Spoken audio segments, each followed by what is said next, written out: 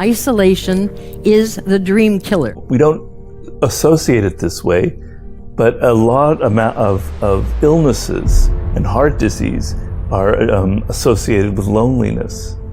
And I think a lot of people feel, especially in this world today, we depend on each other's dreams coming true. Most of the problems that we have in the world today come from the fact that we see things in a fragmented way, that we are unable to focus on the relationships among things.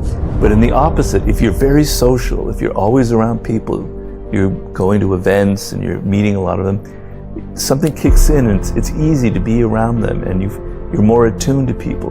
Well, we're not around people enough. And the Vitalists said that the mechanistic view, in other words, to describe and understand life on the basis of the laws of physics and chemistry, is not enough. And one approach starts with the question, what is it made of? And that was the dominant approach. The other approach does not start with the question, what is it made of, but asks, what is the pattern? And when you study the pattern, you study relationships, you study qualities, you study organization. You never know who you're talking to. You never know who we are all the center of enormous amounts of information and connections that we don't need and we don't think of unless somebody asks us. Somebody asks us. So.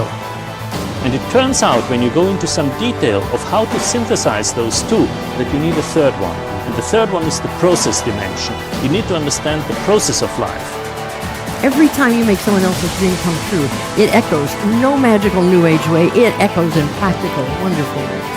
So just by the fact that you're out there socializing with people, one-on-one communication, you're going to develop this skill. We're animals, we're living, breathing animals.